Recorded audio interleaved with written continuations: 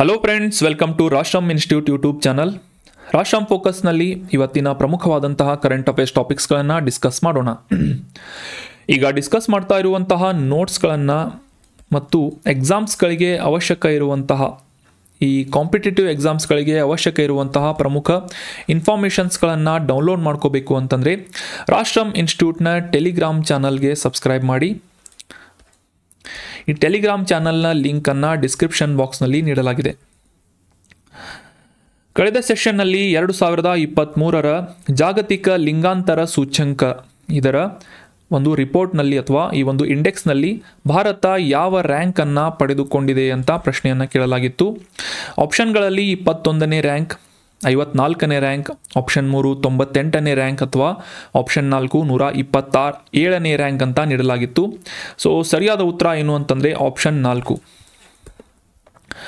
World economic forum ಅನ್ನುವ ಈ ಒಂದು ಸಂಸ್ಥೆಯ ಮೂಲಕ ಪಬ್ಲಿಷ್ ಮಾಡಲಾಗುವಂತಹ ಈ ಒಂದು ವರದಿ ಅಥವಾ ಸೂಚ್ಯಂಕದಲ್ಲಿ 2023ರ ವರದಿಯಲ್ಲಿ ಭಾರತ 127ನೇ ಸ್ಥಾನವನ್ನು ಪಡೆದುಕೊಂಡಿದೆ. Option 4 is right answer. ಈ ಜೆಂಡರ್ ಗ್ಯಾಪ್ ಇಂಡೆಕ್ಸ್ ಕುರಿತಾದಂತಹ ಕೆಲವೊಂದಿಷ್ಟು ಬೇಸಿಕ್ ಇನ್ಫಾರ್ಮೇಷನ್ಸ್ಗಳು ಎಕ್ಸಾಮಿನೇಷನ್ ಪಾಯಿಂಟ್ ಆಫ್ ವ್ಯೂ ಕೂಡ ಇಂಪಾರ್ಟೆಂಟ್ ಆಗುತ್ತೆ. ಸೊ ಹೀಗಾಗಿ ಇವುಗಳನ್ನು ಅಂಡರ್ಸ್ಟ್ಯಾಂಡ್ ಮಾಡ್ಕೋಣ.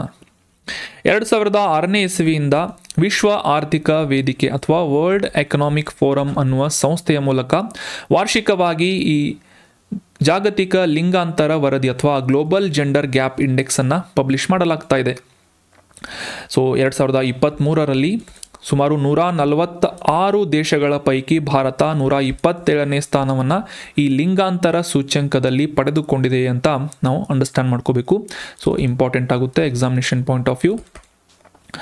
ಆಯಾ ರಾಷ್ಟ್ರಗಳಲ್ಲಿ ಈ ಹೆಣ್ಣು ಮತ್ತು ಗಂಡಿನ ನಡುವಿನ ಸಮಾನತೆಯನ್ನು ಅಳೆಯುವಂತೆ ಪ್ರಮುಖ ಅಂಶಗಳಾದಂತಹ ಈ ಹೆಣ್ಣು ಮಕ್ಕಳ ಆರ್ಥಿಕ ಭಾಗವಹಿಸುವಿಕೆ ಆಗಿರಬಹುದು ಮತ್ತು ಅವರಿಗೆ ಸಿಗುವಂತಹ ಅವಕಾಶಗಳಾಗಿರಬಹುದು ಮತ್ತು ಆಯಾ ದೇಶದಲ್ಲಿರುವಂತಹ ಹೆಣ್ಣು ಮಕ್ಕಳ ಶೈಕ್ಷಣಿಕ ಸಾಧನೆಗಳಂತಹ ಅಂಶಗಳನ್ನು ಬಳಸಿಕೊಂಡು ಮತ್ತು ಅಲ್ಲಿನ ಆರೋಗ್ಯ ಮತ್ತು ಬದುಕುಳಿಯುವಿಕೆ ಅಂದರೆ ಲಾಂಜಿವಿಟಿ ಅನ್ನುವ ಈ ಪ್ರಮುಖ ಅಂಶಗಳನ್ನು ಮತ್ತು ಪೊಲಿಟಿಕಲ್ ಎಂಪವರ್ಮೆಂಟ್ ರಾಜಕೀಯ ಸಬಲೀಕರಣ ಈ ರೀತಿಯಾದಂತಹ ಪ್ರಮುಖ ಇಂಡಿಕೇಟರ್ಸ್ಗಳನ್ನು ಅಥವಾ ಸೂಚಕಗಳನ್ನು ಆಧಾರವಾಗಿ ಇಟ್ಕೊಂಡು ಗ್ಲೋಬಲ್ ಜೆಂಡರ್ ಗ್ಯಾಪ್ ಇಂಡೆಕ್ಸನ್ನು ವರ್ಲ್ಡ್ ಎಕನಾಮಿಕ್ ಫೋರಮ್ನಿಂದ ಪಬ್ಲಿಷ್ ಮಾಡಲಾಗುತ್ತೆ. ಸೊ 127ನೇ ಸ್ಥಾನವನ್ನು ಭಾರತ 2023ರಲ್ಲಿ ಪಡೆದುಕೊಂಡಿದೆ ಅಂತ ನಾವು ಅಂಡರ್ಸ್ಟ್ಯಾಂಡ್ ಮಾಡ್ಕೊಂಡ್ವಿ. ಮೊದಲ ಸ್ಥಾನದಲ್ಲಿ ಐಸ್ಲ್ಯಾಂಡ್ ಕಂಟ್ರಿ ಇದೆ. ಆನ್ಸರ್ ಮಾಡಿ ಕಮೆಂಟ್ ಮಾಡಿದಂತಹ ಎಲ್ಲ ಸ್ಟೂಡೆಂಟ್ಸ್ಗಳಿಗೂ ಕೂಡ congratulations and very well done. ಇದೇ ರೀತಿಯಾಗಿ ಡಿಸ್ಕಷನ್ನಲ್ಲಿ ಭಾಗವಹಿಸ್ತಾ ಇರಿ. ನಿಮ್ಮ ಆನ್ಸರ್ಗಳನ್ನು ಮತ್ತು ನಿಮ್ಮ ಯಾವುದಾದ್ರೂ ಸಜೆಷನ್ಸ್ಗಳಿದ್ರೆ ಡೌಟ್ಸ್ಗಳಿದ್ರೆ ಕಮೆಂಟ್ ಮಾಡ್ತಾ ಇರಿ ಅಂತ ಹೇಳ್ತಾ ಇವತ್ತಿನ ಪ್ರಶ್ನೆ ಏನು ಅಂತ ನೋಡೋಣ. ಆನ್ಸರ್ ಮಾಡೋದಕ್ಕೆ ಟ್ರೈ ಮಾಡಿ.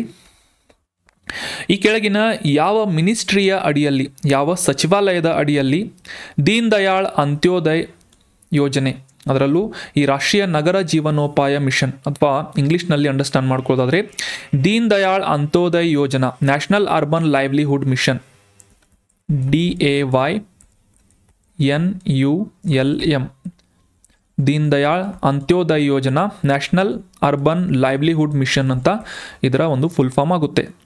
ಸೊ ಈ ಯೋಜನೆಯನ್ನು ಅನುಷ್ಠಾನಗೊಳಿಸ್ತಾ ಇರುವಂತಹ ಮಿನಿಸ್ಟ್ರಿ ಯಾವುದು, ಸಚಿವಾಲಯ ಯಾವುದು ಅಂತ ಗುರುತಿಸಬೇಕಾಗಿದೆ. ಆಪ್ಷನ್ 1 ರಸ್ತೆ ಮತ್ತು ಹೆದ್ದಾರಿ ಸಚಿವಾಲಯ, ಆಪ್ಷನ್ 2 ಪಂಚಾಯತ್ ರಾಜ್ ಸಚಿವಾಲಯ, ಆಪ್ಷನ್ 3 ವಸತಿ ಮತ್ತು ನಗರ ವ್ಯವಹಾರಗಳ ಸಚಿವಾಲಯ ಅಥವಾ ಆಪ್ಷನ್ 4 ಹಣಕಾಸು ಸಚಿವಾಲಯ ಫೈನಾನ್ಸ್ ಮಿನಿಸ್ಟ್ರಿ ಅಂತ ನೀಡಲಾಗಿದೆ. ನಿಮ್ಮ ಉತ್ತರ ಏನು ಅಂತ ಕಮೆಂಟ್ ಬಾಕ್ಸ್ನಲ್ಲಿ ಕಮೆಂಟ್ ಮಾಡಿ. ಹೆಸರಿನಲ್ಲೇ ಸೂಚಿಸುವ ಹಾಗೆ ಒಂದು ಹಿಂಟನ್ನು ನೀಡ್ತೀನಿ. ರಾಷ್ಟ್ರೀಯ ನಗರ ಜೀವನೋಪಾಯ ನ್ಯಾಷನಲ್ ಅರ್ಬನ್ ಲೈವ್ಲಿಹುಡ್ ಅಂತ ಇದೆ. ಸೊ ಹೀಗಾಗಿ ಪಂಚಾಯತ್ ರಾಜ್ ಅನ್ನುವ ಈ ಒಂದು ಆಪ್ಷನ್ ಏನಿದೆ ಇದು ಎಲಿಮಿನೇಟ್ ಆಗುತ್ತೆ. ಸೊ ಉಳಿದಂಥ 3 ಆಪ್ಷನ್ಸ್ಗಳಲ್ಲಿ ಸರಿಯಾದ ಉತ್ತರ ಏನು ಅಂತ ಕಮೆಂಟ್ ಬಾಕ್ಸ್ನಲ್ಲಿ ಕಮೆಂಟ್ ಮಾಡಿ. ಇನ್ನು ಇವತ್ತಿನ ಮೊದಲನೇ ಆರ್ಟಿಕಲ್ ಇತ್ತೀಚೆಗೆ ಸಾಕಷ್ಟು ವೈರಲ್ ಆಗ್ತಾ ಇರುವಂತಹ ನ್ಯೂಸ್ನಲ್ಲಿ ಸಾಕಷ್ಟು ಹಾಟ್ ಆದಂತಹ ಟಾಪಿಕ್ ಆಗಿ ಡಿಜಿಟಲ್ ಅರೆಸ್ಟ್ ಅಂತ ಸಾಕಷ್ಟು ನ್ಯೂಸ್ನಲ್ಲಿ ಪಬ್ಲಿಷ್ ಆಗ್ತಾ ಇದೆ. ಸೊ ಈ ಡಿಜಿಟಲ್ ಅರೆಸ್ಟ್ ಅಂದರೆ ಏನು ಅಂತ ಈ ಕಾನ್ಸೆಪ್ಟನ್ನು ಕ್ಲಿಯರ್ ಆಗಿ ಅಂಡರ್ಸ್ಟ್ಯಾಂಡ್ ಮಾಡ್ಕೊಳ್ಳೋಣ ಈ ಒಂದು ಆರ್ಟಿಕಲ್ನಲ್ಲಿ. ಅದಕ್ಕಿಂತ ಮುಂಚೆ ಕಾಂಟೆಕ್ಸ್ಟನ್ನು ಅಂಡರ್ಸ್ಟ್ಯಾಂಡ್ ಮಾಡ್ಕೊಳ್ಳೋದಾದರೆ ಇತ್ತೀಚೆಗೆ ಕೇಂದ್ರ ಸರ್ಕಾರದಿಂದ ಮೈಕ್ರೋಸಾಫ್ಟ್ ಈ ಸಾಫ್ಟ್ವೇರ್ ಕಂಪನಿಯೊಂದಿಗೆ ಒಂದು ಸಹಯೋಗವನ್ನು ಕೋಆಪರೇಷನನ್ನು ಎಸ್ಟಾಬ್ಲಿಷ್ ಮಾಡಲಾಗ್ತಾ ಇದೆ.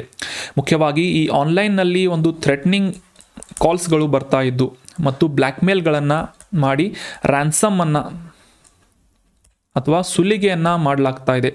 ಮುಖ್ಯವಾಗಿ ಈ ಡಿಜಿಟಲ್ ಅರೆಸ್ಟ್ ಅಥವಾ ಡಿಜಿಟಲ್ ಬಂಧನಗಳು ಅನ್ನುವ ಈ ಒಂದು ಹೊಸದಾದಂತಹ ಒಂದು ಟೆಕ್ನಿಕ್ಕನ್ನು ಬಳಸಿ ಈ ಮುಗ್ಧ ಜನರನ್ನು, ಪ್ರಾಮಾಣಿಕ ಅಥವಾ ಮುಗ್ಧ ಜನರನ್ನು, ಇನ್ನೋಸೆಂಟ್ ಪೀಪಲನ್ನು ಏನು ಮಾಡ್ತಾ ಇದ್ದಾರೆ ಅಂತಂದರೆ ಸುಲಿಗೆ ಮಾಡ್ತಾ ಇದ್ದಾರೆ. ಸೊ ಈ ರೀತಿಯಾದಂತಹ ಕೇಸಸ್ಗಳನ್ನು ಕಡಿಮೆ ಮಾಡುವಂತಹ ಮತ್ತು ಈ ರೀತಿಯಾದಂತಹ ಕ್ರೈಮ್ಸ್ಗಳನ್ನು, ಸೈಬರ್ ಕ್ರೈಮ್ಸ್ಗಳನ್ನು ತಡೆಗಟ್ಟುವಂತಹ ನಿಟ್ಟಿನಲ್ಲಿ ಕೇಂದ್ರ ಸರ್ಕಾರ ಈ ಮೈಕ್ರೋಸಾಫ್ಟ್ ಕಂಪನಿಯೊಂದಿಗೆ ಸಹಯೋಗ ನಡೆಸಿಕೊಂಡು ಒಂದು ವಿಶೇಷವಾದಂತಹ ಕ್ರಮವನ್ನು ಕೈಗೊಳ್ತಾ ಇದೆ. ಅದು ಏನು ಅಂತಂದರೆ ಈ ಸ್ಕೈಪಿ ಅನ್ನುವ ಈ ಆನ್ಲೈನ್ ವಿಡಿಯೋ ಕಾನ್ಫರೆನ್ಸ್ ಮಾಡುವಂತಹ ಒಂದು ಪ್ಲ್ಯಾಟ್ಫಾರ್ಮ್ನಲ್ಲಿ 1000ಕ್ಕೂ ಹೆಚ್ಚು ಸಸ್ಪಿಷಿಯಸ್ ಆದಂತಹ ಅಥವಾ ಕೆಲವೊಂದಿಷ್ಟು ಸಂಶಯ ಬರುವಂತಹ ಕೆಲವೊಂದಿಷ್ಟು ಐಡಿಗಳನ್ನು ಬ್ಲಾಕ್ ಮಾಡಲಾಗಿದೆ ಅಂತ ನ್ಯೂಸ್ನಲ್ಲಿ ಪಬ್ಲಿಷ್ ಆಗಿತ್ತು. ಸೊ ಹೀಗಾಗಿ ಈ ಡಿಜಿಟಲ್ ಅರೆಸ್ಟ್ ಅಂದರೆ ಏನು ಅಂತ ಕಾನ್ಸೆಪ್ಟನ್ನು ಅಂಡರ್ಸ್ಟ್ಯಾಂಡ್ ಮಾಡ್ಕೊಳ್ಳೋದು ನಮಗೆ examination point of view important ಆಗುತ್ತೆ. ಯಾಕಂದರೆ ಇತ್ತೀಚಿನ ದಿನಗಳಲ್ಲಿ ಈ ಸೈಬರ್ ಕ್ರೈಮ್ ಕುರಿತಾದಂತಹ ಸಾಕಷ್ಟು ಪ್ರಶ್ನೆಗಳನ್ನು ಕಾಂಪಿಟೇಟಿವ್ ಎಕ್ಸಾಮ್ಸ್ಗಳಲ್ಲೂ ಕೂಡ ಕೇಳ್ತಾ ಇದ್ದಾರೆ. ಸೊ ಹೀಗಾಗಿ ಸದ್ಯಕ್ಕೆ ಈ ಡಿಜಿಟಲ್ ಅರೆಸ್ಟ್ ಅಂದರೆ ಏನು ಅಂತ ಕ್ಲಿಯರ್ ಆಗಿ ಈ ಒಂದು ಆರ್ಟಿಕಲ್ನಲ್ಲಿ ಅಂಡರ್ಸ್ಟ್ಯಾಂಡ್ ಮಾಡ್ಕೋಣ. ಆಗಲೇ ತಿಳಿಸಿದ ಹಾಗೆ ಈ ಡಿಜಿಟಲ್ ಪ್ಲ್ಯಾಟ್ಫಾರ್ಮ್ಸ್ಗಳಲ್ಲಿ, ಅದರಲ್ಲೂ ಮುಖ್ಯವಾಗಿ ಈ ವಿಡಿಯೋ ಕಾನ್ಫರೆನ್ಸಿಂಗ್ ಪ್ಲ್ಯಾಟ್ಫಾರ್ಮ್ಸ್ಗಳಲ್ಲಿ ಮುಗ್ಧ ಜನರನ್ನು ವಂಚಿಸಿ ಹಣವನ್ನು ಸುಲಿಗೆ ಮಾಡುವಂತಹ ಒಂದು ನವೀನ ತಂತ್ರಜ್ಞಾನದ ಆಧಾರವನ್ನು ಇಟ್ಕೊಂಡು ಸೈಬರ್ ಅಪರಾಧವನ್ನು ನಡೆಸಲಾಗ್ತಾ ಇದೆ ಸೈಬರ್ ಅಪರಾಧಿಗಳಿಂದ. ಸೊ ಈ ಒಂದು ಟೆಕ್ನಿಕ್ಕನ್ನು ಡಿಜಿಟಲ್ ಅರೆಸ್ಟ್ ಅಂತ ಕರೆಯಲಾಗ್ತಾ ಇದೆ.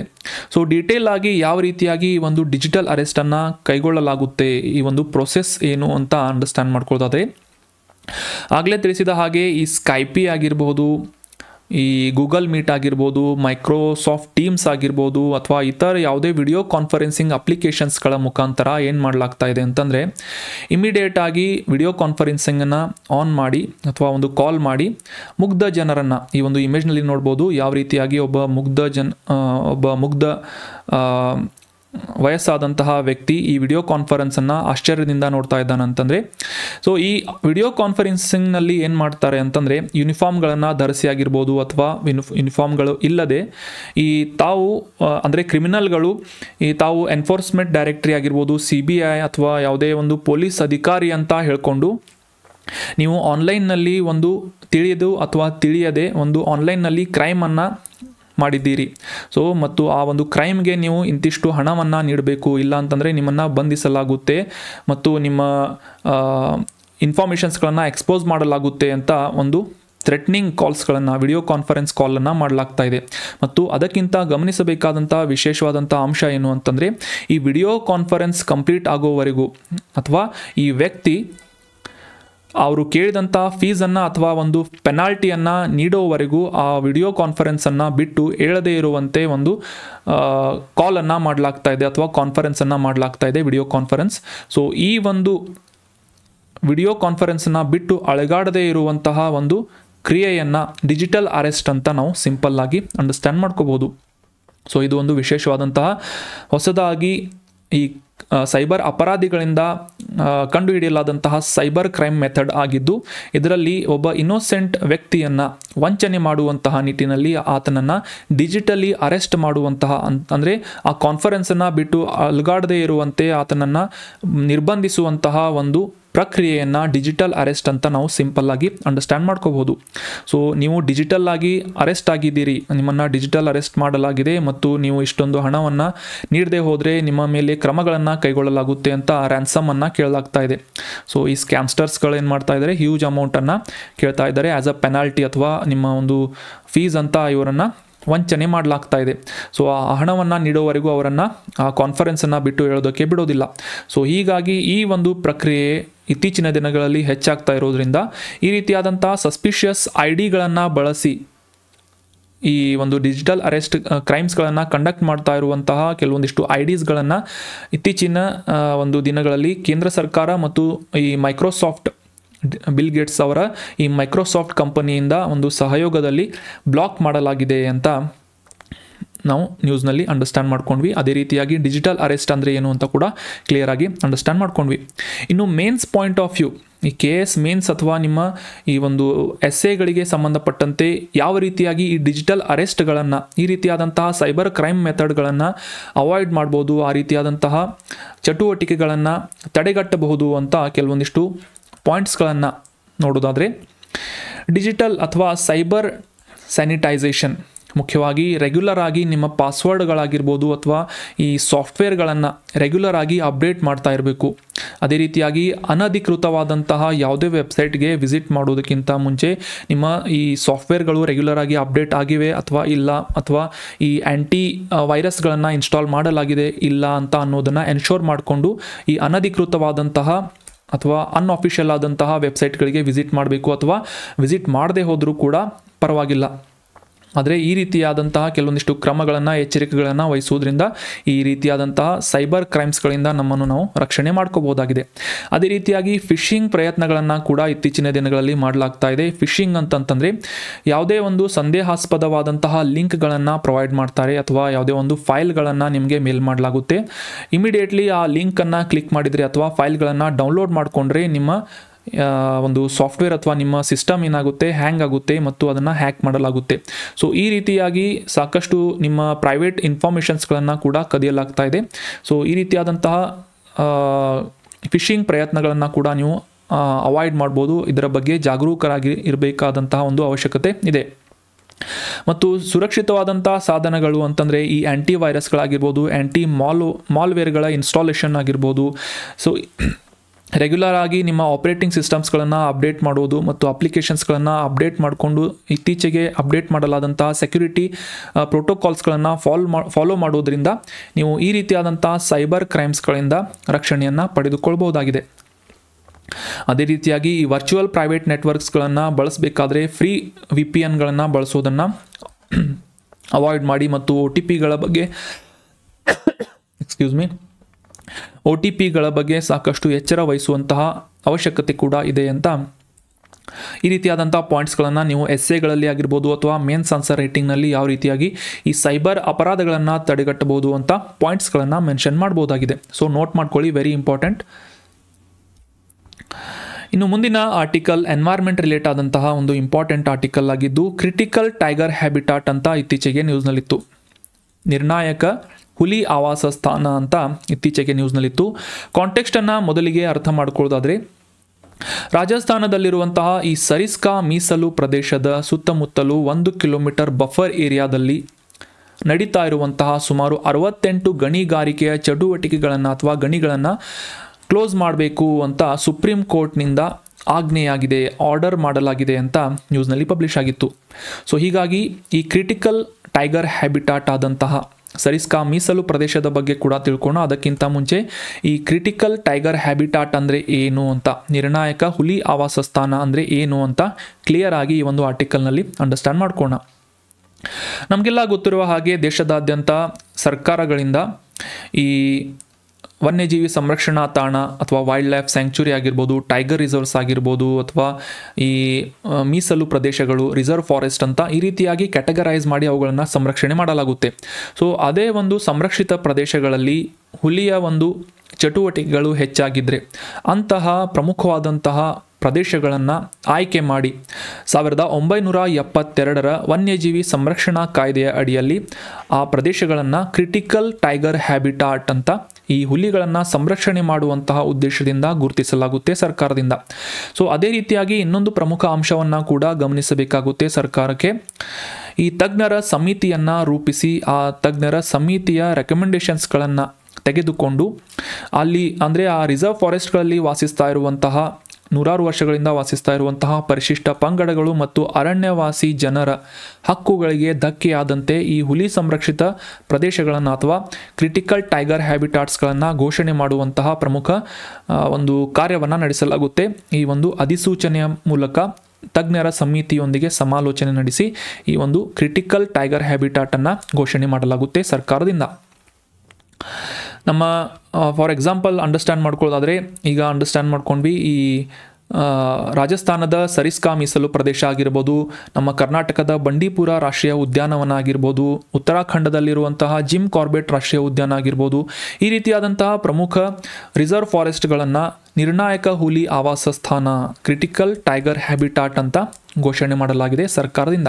ಸೊ ನೆನ್ಪಿಟ್ಕೊಳ್ಳಿ, 1972ರ ವೈಲ್ಡ್ ಲೈಫ್ ಪ್ರೊಟೆಕ್ಷನ್ ಆ್ಯಕ್ಟ್ ಈ ಒಂದು ಕಾಯ್ದೆಯ ಅಡಿಯಲ್ಲಿ ಈ ಕ್ರಿಟಿಕಲ್ ಟೈಗರ್ ಹ್ಯಾಬಿಟಾಟನ್ನು ಘೋಷಣೆ ಮಾಡಲಾಗುತ್ತೆ ಸರ್ಕಾರದಿಂದ. ಇನ್ನು ಈ ಸರಿಸ್ಕಾ ಹುಲಿ ಸಂರಕ್ಷಿತ ಪ್ರದೇಶದ ಸುತ್ತಮುತ್ತಲೂ ಇರುವಂತಹ ಸುಮಾರು 68 ಮೈನ್ಸ್ಗಳನ್ನು ಅಥವಾ ಗಣಿಗಳನ್ನು ಕ್ಲೋಸ್ ಮಾಡಬೇಕು ಅಂತ ಸುಪ್ರೀಂ ಕೋರ್ಟ್ನಿಂದ ಆಜ್ಞೆ ಮಾಡಲಾಗಿದೆ ರಾಜಸ್ಥಾನ ಸರ್ಕಾರಕ್ಕೆ. ಸೊ ಹೀಗಾಗಿ ಈ ಸರಿಸ್ಕಾ ಟೈಗರ್ ರಿಸರ್ವ್ ನ್ಯೂಸ್ನಲ್ಲಿರುವುದರಿಂದ ಇದಕ್ಕೆ ಸಂಬಂಧಪಟ್ಟಂತಹ ಕೆಲವೊಂದಿಷ್ಟು ಇಂಪಾರ್ಟೆಂಟ್ ಫ್ಯಾಕ್ಟ್ಸ್ಗಳು ಎಕ್ಸಾಮಿನೇಷನ್ ಪಾಯಿಂಟ್ ಆಫ್ ವ್ಯೂ ನಮಗೆ ಇಂಪಾರ್ಟೆಂಟ್ ಆಗುತ್ತೆ. ಸೊ ಆಗಲೇ ತಿಳಿಸಿದ ಹಾಗೆ ಈ ಸರಿಸ್ಕಾ ವೈಲ್ಡ್ ಲೈಫ್ ಸ್ಯಾಂಕ್ಚುರಿ ಅಥವಾ ಟೈಗರ್ ರಿಸರ್ವ್ ಏನಿದೆ ರಾಜಸ್ಥಾನದ ಈ ಅರಾವಳಿ ಬೆಟ್ಟಗಳ ಪ್ರದೇಶದಲ್ಲಿರುವಂಥ ಆಳ್ವಾರ್ ಜಿಲ್ಲೆಯಲ್ಲಿ ಲೊಕೇಟ್ ಆಗಿದೆ. ಸೊ ನೆನ್ಪಿಟ್ಕೊಳ್ಳಿ, ಈ Sariska tiger reserve is located in Rajasthan. ಅದೇ ರೀತಿಯಾಗಿ ಸಾಕಷ್ಟು ಹಿಂದಿನ ದಿನಗಳಲ್ಲಿ ಅಥವಾ ಹಿಂದಿನ ವರ್ಷಗಳಲ್ಲಿ ರಾಜರು ಆಳ್ತಾ ಇರುವಂಥ ಸಂದರ್ಭದಲ್ಲಿ ಇದು ರಾಜರ ಬೇಟೆಯಾಡುವಂತಹ ತಾಣವಾಗಿ ಕೂಡ ಈ ಸರಿಸ್ಕಾ ಟೈಗರ್ ರಿಸರ್ವ್ ಗುರುತಿಸಿಕೊಳ್ತಾ ಇತ್ತು. ನಂತರ ಸ್ವತಂತ್ರ ನಂತರ 1955ನೇ ಇಸವಿಯಲ್ಲಿ ಈ ಸರಿಸ್ಕಾ ಸಂರಕ್ಷಿತ ಪ್ರದೇಶವನ್ನು ವನ್ಯಜೀವಿ ಮೀಸಲು ಪ್ರದೇಶ ಅಂತ ಘೋಷಣೆ ಮಾಡಲಾಗುತ್ತೆ. ನಂತರ 1973ನೇ ಇಸವಿಯಲ್ಲಿ ಜಾರಿಗೊಂಡಂತಹ ಪ್ರಾಜೆಕ್ಟ್ ಟೈಗರ್ ಅನ್ನುವ ಈ ಒಂದು ಯೋಜನೆಯ ಅಡಿಯಲ್ಲಿ 1978ನೇ ಇಸವಿಯಲ್ಲಿ ಈ ಸರಿಸ್ಕಾ ವನ್ಯಜೀವಿ ಅಭಯಾರಣ್ಯವನ್ನು ಹುಲಿ ಸಂರಕ್ಷಿತ ಪ್ರದೇಶ ಅಂತ ಘೋಷಣೆ ಮಾಡಲಾಗುತ್ತೆ. ಮತ್ತು ಇದು ಇನ್ನೊಂದು ಮಹತ್ವದ ಒಂದು ಇನ್ಫಾರ್ಮೇಷನನ್ನು ಕೂಡ ಅಥವಾ ಒಂದು ಮಹತ್ವವನ್ನು ಒಂದು ಹೈಲೈಟ್ಸನ್ನು ಹೊಂದಿದೆ. ಸರಿಸ್ಕಾ ಟೈಗರ್ ರಿಸರ್ವ್ಸ್ನಲ್ಲಿ ವಿಶ್ವದಲ್ಲಿ ಮೊದಲ ಬಾರಿಗೆ ಒಂದು ಸ್ಥಳದಿಂದ ಮತ್ತೊಂದು ಸ್ಥಳಕ್ಕೆ ಹುಲಿಗಳನ್ನು ಸ್ಥಳಾಂತರಿಸಲಾಗಿತ್ತು. ಸೊ ಇದು ವಿಶ್ವದ ಮೊದಲ ಮೀಸಲು ಪ್ರದೇಶವಾಗಿದೆ ಅನ್ನೋದು ಕೂಡ ಇಂಪಾರ್ಟೆಂಟ್ ಆದಂಥ ಮಾಹಿತಿಯಾಗುತ್ತೆ. ಸೊ ನೆನ್ಪಿಟ್ಕೊಳ್ಳಿ, Sariska tiger reserve is located in Rajasthan. ಅದೇ ರೀತಿಯಾಗಿ ಕ್ರಿಟಿಕಲ್ ಟೈಗರ್ ಹ್ಯಾಬಿಟಾಟ್ ಅಥವಾ ನಿರ್ಣಾಯಕ ಹುಲಿ ಆವಾಸ ಸ್ಥಾನ ಅಂದರೆ ಏನು ಅಂತ ಕೂಡ ನಾವು ಕ್ಲಿಯರ್ ಆಗಿ ಅಂಡರ್ಸ್ಟ್ಯಾಂಡ್ ಮಾಡ್ಕೊಂಡ್ವಿ. ಇನ್ನು ಮುಂದಿನ ಆರ್ಟಿಕಲ್ ಜಾಗ್ರಫಿಗೆ ಸಂಬಂಧಪಟ್ಟಂತಹ ಒಂದು ಪ್ರಮುಖ ಕಾನ್ಸೆಪ್ಟ್ ಆಗಿದೆ. ಈ ಕಾನ್ಸೆಪ್ಟನ್ನು ಜೂನ್ನಲ್ಲಿ ನಾವು ಡಿಸ್ಕಸ್ ಮಾಡಿದರೆ ಸಾಕಷ್ಟು ರೆಲೆವೆಂಟ್ ಆಗ್ತಾ ಇತ್ತು. ಆದರೂ ಕೂಡ ಜೂನ್ ಬರೋದಕ್ಕಿಂತ ಮುಂಚೆನೇ ನಾವು ಇದರ ಬಗ್ಗೆ ಕ್ಲಿಯರ್ ಆಗಿ ಅಂಡರ್ಸ್ಟ್ಯಾಂಡ್ ಮಾಡ್ಕೋಣ. ಸಮರ್ ಸಾಲ್ಸ್ಟಿಸ್ ಅಂತ ನೀವೆಲ್ಲ ಜಾಗ್ರಫಿಯಲ್ಲಿ ಓದಿರ್ತೀರಿ. ಬೇಸಿಗೆಯ ಅಯನ ಸಂಕ್ರಾಂತಿ ಅಂತ ನೀವೆಲ್ಲ ಕನ್ನಡದಲ್ಲಿ ಕೂಡ ಅಂಡರ್ಸ್ಟ್ಯಾಂಡ್ ಮಾಡ್ಕೋಬೋದು ಅಂತ ನಾನು ಅನ್ಕೋತೀನಿ. ಈ ಸಮರ್ ಸಾಲ್ಸ್ಟಿಸ್ ಏನಿದೆ ಸಾಮಾನ್ಯವಾಗಿ ಜೂನ್ 20 ಅಥವಾ 21ನೇ ತಾರೀಕಿನಂದು ಜರುಗುವಂತಹ ಒಂದು ಪ್ರಮುಖ ವಿದ್ಯಮಾನ ಆಗಿದೆ ಅಂತ ನಾವು ಅಂಡರ್ಸ್ಟ್ಯಾಂಡ್ ಮಾಡ್ಕೋಬೇಕು. ನಮಗೆಲ್ಲ ಗೊತ್ತಿರುವ ಹಾಗೆ ಈ ಸೂರ್ಯನ ಸುತ್ತ ಈ ಎಲಿಪ್ಟಿಕಲ್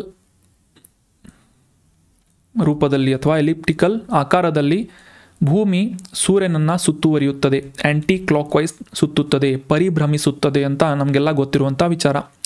ಆದರೆ ಈ ಭೂಮಿ ಏನಿದೆ 90 ಡಿಗ್ರಿ ಅಲ್ಲಿ ಯಾವುದೇ ರೀತಿಯಾಗಿ ಸೂರ್ಯನನ್ನು ಸುತ್ತುವರಿಯೋದಿಲ್ಲ, ಒಂದು ಆ್ಯಂಗಲ್ನಲ್ಲಿ ಸುತ್ತುವರಿಯುತ್ತದೆ ಅಂತ ನಾವು ಗಮನಿಸಬೇಕಾದಂಥ ವಿಚಾರ ಆಗಿದೆ. ಈ ಆ್ಯಂಗಲ್ ಎಷ್ಟು ಅಂತಂದರೆ ಈ ಇಮೇಜ್ನಲ್ಲಿ ನೋಡ್ಬೋದು, 23.5 ಡಿಗ್ರಿ.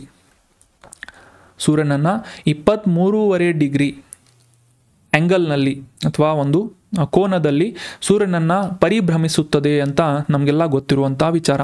ಸೊ ಇದೇ ಒಂದು 23.5 ಡಿಗ್ರಿ ಆ್ಯಂಗಲ್ನಲ್ಲಿ ಸುತ್ತು ಹಾಕುವುದರಿಂದ ಈ ಸಮರ್ ಸಾಲ್ಸ್ಟಿಸ್ ಅಥವಾ ವಿಂಟರ್ ಸಾಲ್ಸ್ಟಿಸ್ಗಳು ಜರುಗುತ್ತವೆ. ಸಾಮಾನ್ಯವಾಗಿ ಈ ಜೂನ್ 20 ಮತ್ತು 21ನೇ ತಾರೀಕಿನಂದು 20 ಅಥವಾ 21ನೇ ತಾರೀಕಿನಂದು ಈ ಸೂರ್ಯನನ್ನು ಪರಿಭ್ರಮಿಸುವಂತಹ ಭೂಮಿ ಏನಿದೆ ಈ ಜೂನ್ ತಿಂಗಳಲ್ಲಿ ಸಂಪೂರ್ಣವಾಗಿ ಉತ್ತರ ಭಾಗ ಏನಿದೆ, ಇದರ ಉತ್ತರ ಗೋಳಾರ್ಧ ಏನಿದೆ ಸೂರ್ಯನತ್ತ ವಾಲುತ್ತದೆ. ಅಂದರೆ ಸೂರ್ಯನ ಕಿರಣಗಳು ಈ ಬೇಸಿಗೆಯಲ್ಲಿ ಅಥವಾ ಸಮರ್ ಸಾಲ್ಸ್ಟಿಸ್ ಸಂದರ್ಭದಲ್ಲಿ ಡೈರೆಕ್ಟಾಗಿ ಉತ್ತರ ಗೋಳಾರ್ಧದ ಮೇಲೆ ಬೀಳುತ್ತವೆ.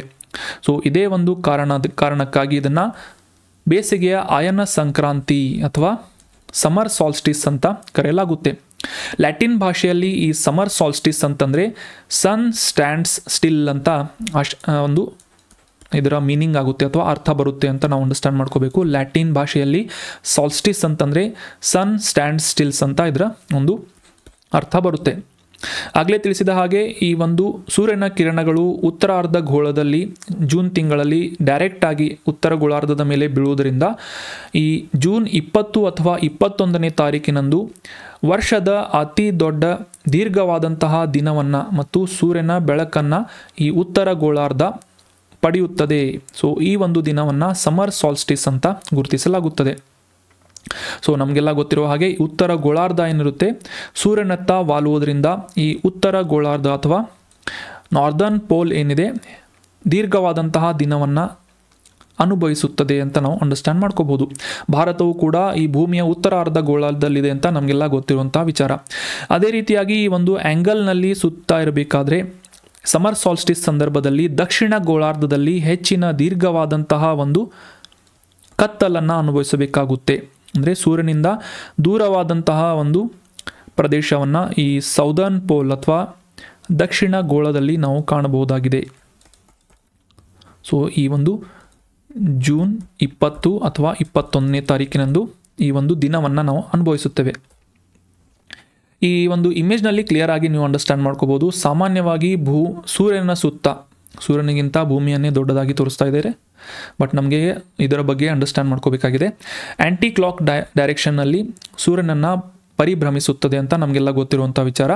ಸೊ ಅದೇ ರೀತಿಯಾಗಿ ಈ ಎಲಿಪ್ಟಿಕಲ್ ಕಕ್ಷೆಯಲ್ಲಿ ಸುತ್ತಾ ಇರುವಂತಹ ಭೂಮಿ ಸಮರ್ ಸಾಲ್ಸ್ಟಿಸ್ ಅಥವಾ ಬೇಸಿಗೆಯ ಅಯನ ಸಂಕ್ರಾಂತಿಯ ಸಂದರ್ಭದಲ್ಲಿ ಏನಾಗುತ್ತೆ ಸೂರ್ಯನಿಂದ ದೂರವಾಗಿದ್ದರೂ ಸಹ ಈ ಒಂದು ಉತ್ತರಾರ್ಧ ಗೋಳ ಡೈರೆಕ್ಟ್ ಆಗಿ ಸೂರ್ಯನ ಕಿರಣಗಳಿಗೆ ಎಕ್ಸ್ಪೋಸ್ ಆಗುತ್ತೆ. ಸೊ ಇದೇ ಒಂದು ಆ್ಯಂಗಲನ್ನು 23.5 ಡಿಗ್ರಿ ಆ್ಯಂಗಲ್ ಅಂತ ನಾವು ಗುರುತಿಸಿದ್ವಿ. ಸೊ ಈ ಒಂದು ಉತ್ತರ ಆರ್ಕ್ಟಿಕ್ ಸರ್ಕಲ್ ಅಂತ ಏನು ಗುರುತಿಸ್ತೇವೆ 23.5 ಡಿಗ್ರಿ ಅಕ್ಷಾಂಶ ಅಂತ, 23.5 ಅಲ್ಲ 66.5 ಡಿಗ್ರಿ ಅಕ್ಷಾಂಶ. ಇದು ಸಂಭಾಜಕ ವೃತ್ತ 0 ಡಿಗ್ರಿ ಅಕ್ಷಾಂಶ, ಇದು 23.5 ಡಿಗ್ರಿ. ಇದು ಆರ್ಕ್ಟಿಕ್ ಸರ್ಕಲ್ ಅಂತ ಏನು ಗುರುತಿಸ್ತೇವೆ ಆರ್ಕ್ಟಿಕ್ ವೃತ್ತ ಅಂತ, ಅದು 66.5 ಡಿಗ್ರಿ ಸೆಲ್ಸಿಯಸ್ ಅಥವಾ 66.5 ಡಿಗ್ರಿ ಅಕ್ಷಾಂಶದಲ್ಲಿ ಈ ಒಂದು ಭಾಗವನ್ನು ಸಂಪೂರ್ಣವಾಗಿ ದೀರ್ಘಕಾಲದ ಒಂದು ಸೂರ್ಯನ ಬೆಳಕನ್ನು ಅನುಭವಿಸುತ್ತದೆ. ಸೊ ಇಲ್ಲಿ ಗಮನಿಸಬೇಕಾದಂಥ ವಿಷಯ ಏನು ಅಂತಂದರೆ ಈ ಜೂನ್ 20 ಅಥವಾ 21ನೇ ತಾರೀಕಿನಂದು ಸಮರ್ ಸಾಲ್ಸ್ಟಿಸ್ ನಡೀತಾ ಇರಬೇಕಾದ್ರೆ 24 ಗಂಟೆಯವರೆಗೂ ಕೂಡ ಈ ಆರ್ಕ್ಟಿಕ್ ಸರ್ಕಲ್ನಲ್ಲಿ ಬರುವಂತಹ ರಾಷ್ಟ್ರಗಳು 24 ಗಂಟೆಯವರೆಗೆ ಸೂರ್ಯನ ಬೆಳಕನ್ನು ಪಡೆಯುತ್ತವೆ. ಅಂದರೆ ಸೂರ್ಯನು ಅಸ್ತಂಗತನಾಗುವುದೇ ಇಲ್ಲ. ಆ 24 ಗಂಟೆಗಳ ಕಾಲ ಸತತವಾಗಿ ಈ ಒಂದು ವಿಶೇಷವಾದಂತಹ ದಿನದಂದು ಸಮರ್ ಸಾಲ್ಸ್ಟಿಸ್ ದಿನದಂದು ಸೂರ್ಯನ ಬೆಳಕನ್ನು ಈ ಉತ್ತರ ಧ್ರುವ ಪಡೆದುಕೊಳ್ಳುತ್ತೆ. ಅದೇ ರೀತಿಯಾಗಿ ದಕ್ಷಿಣ ಧ್ರುವದಲ್ಲಿ ಏನಾಗುತ್ತೆ ಅಂತಂದರೆ ಸಂಪೂರ್ಣವಾಗಿ ಕತ್ತಲು ಆವರಿಸುತ್ತದೆ. ಇದು ಅಂಟಾರ್ಟಿಕಾ ಸರ್ಕಲ್ ಅಂತ 66.5 ಡಿಗ್ರಿ ಸೌತ್. ಅದೇ ರೀತಿಯಾಗಿ ಇದರ ಅಪೋಸಿಟ್ ಆಗಿ ನಾವು ಡಿಸೆಂಬರ್ ತಿಂಗಳಲ್ಲಿ ಉತ್ತರಾರ್ಧಗೋಳದಲ್ಲಿ ಡಿಸೆಂಬರ್ 21, 22ನೇ ತಾರೀಕಿನಂದು ವಿಂಟರ್ ಸಾಲ್ಸ್ಟಿಸ್ ಅಂತ ಗುರುತಿಸ್ತೇವೆ. ವಿಂಟರ್ ಸಾಲ್ಸ್ಟಿಸ್ ಅಂತಂದರೆ ಚಳಿಗಾಲದ ಅಯನ ಸಂಕ್ರಾಂತಿ ಅಂತ ನಾವು ಕನ್ನಡದಲ್ಲಿ ಅರ್ಥ ಮಾಡ್ಕೋಬೇಕು. ಡಿಸೆಂಬರ್ 21, 22ನೇ ತಾರೀಕಿನಂದು ಈ ಉತ್ತರಾರ್ಧಗೋಳದಲ್ಲಿ ನಾವು ಅತ್ಯಂತ ಕಡಿಮೆ ಡೇ ಲೈಟನ್ನು ಗುರುತಿಸ್ತೇವೆ. ನೀವೆಲ್ಲ ಡಿಸೆಂಬರ್ನಲ್ಲಿ ಅಬ್ಸರ್ವ್ ಮಾಡಿರ್ಬೋದು, ನ್ಯೂಸ್ನಲ್ಲಿ ಕೂಡ ಇದು ಪಬ್ಲಿಷ್ ಆಗಿತ್ತು. ಅದೇ ರೀತಿಯಾಗಿ ಡಿಸೆಂಬರ್ ತಿಂಗಳಲ್ಲಿ ದಕ್ಷಿಣಾರ್ಧಗೋಳದ ಮೇಲೆ ಡೈರೆಕ್ಟ್ ಸನ್ಲೈಟ್ ಬೀಳುವುದರಿಂದ ಇಲ್ಲಿ ಸಂಪೂರ್ಣ 24 ಗಂಟೆಗಳ ಕಾಲ ಸೂರ್ಯನ ಬೆಳಕನ್ನು ಅಥವಾ ಸೂರ್ಯನು ಇಲ್ಲಿ ಸನ್ಸೆಟ್ ಆಗುವುದೇ ಇಲ್ಲ ಅಥವಾ ಸೂರ್ಯನು ಅಸ್ತಂಗತನಾಗುವುದೇ ಇಲ್ಲ ಅಂತ ನಾವು ಈ ಒಂದು ಡಿಸೆಂಬರ್ ವಿಂಟರ್ ಸಾಲ್ಸ್ಟಿಸನ್ನು ಕೂಡ ಅಂಡರ್ಸ್ಟ್ಯಾಂಡ್ ಮಾಡ್ಕೋಬೇಕು. ಸೊ ಇದು ಸಾಮಾನ್ಯವಾಗಿ 21-22 ಆಫ್ ಡಿಸೆಂಬರ್ನಲ್ಲಿ ಜರುಗುತ್ತದೆ. 21 and 22, 2021 ಯಾಕೆ ಅಂತಂದರೆ ನಮಗೆಲ್ಲ ಗೊತ್ತಿರೋ ಹಾಗೆ 365 ದಿನಗಳು ಒಂದು ವರ್ಷಕ್ಕೆ, ಆದರೆ 4 ವರ್ಷಗಳಿಗೊಮ್ಮೆ ಏನಾಗುತ್ತೆ ಅಂತಂದರೆ 366 ದಿನಗಳು ಬರುತ್ತೆ. ಅಂದರೆ ಫೆಬ್ರವರಿಯಲ್ಲಿ 29 ದಿನಗಳು ಬರುವುದರಿಂದ ಈ ಒಂದು ದಿನ ಏನಾಗುತ್ತೆ ಹೆಚ್ಚು ಕಮ್ಮಿ ಆಗ್ತಾ ಇರುತ್ತೆ. ಅದೇ ರೀತಿಯಾಗಿ ಸೂರ್ಯನಿಗೆ ಸಮೀಪ ಇರುವಂತಹ ಈ ಒಂದು ಡೈರೆಕ್ಷನನ್ನು ಆಟೋಮ್ನ ಇಕ್ವಿನಾಕ್ಸ್ ಅಂತ ಕರೀತಾರೆ. ಇದು ಸೆಪ್ಟೆಂಬರ್ 22, 23ರಂದು, ಮಾರ್ಚ್ 20, 21ರಂದು ವೆರ್ನಲ್ ಇಕ್ವಿನಾಕ್ಸ್ ಅಂತ ಕರೀತಾರೆ ಇದನ್ನು, ಸೂರ್ಯನಿಗೆ ಸಮೀಪ ಇರುವಂಥ ದಿನಗಳು ಅಂತ. ಸೊ ನಾವೀಗ ಸದ್ಯಕ್ಕೆ ಸಮರ್ ಸಾಲ್ಸ್ಟಿಸ್ ಮತ್ತು ವಿಂಟರ್ ಸಾಲ್ಸ್ಟಿಸ್ ಅಂದರೆ ಏನು ಅಂತ ಡಿಫ್ರೆನ್ಸನ್ನು ಕ್ಲಿಯರಾಗಿ ಅಂಡರ್ಸ್ಟ್ಯಾಂಡ್ ಮಾಡ್ಕೊಂಡ್ವಿ.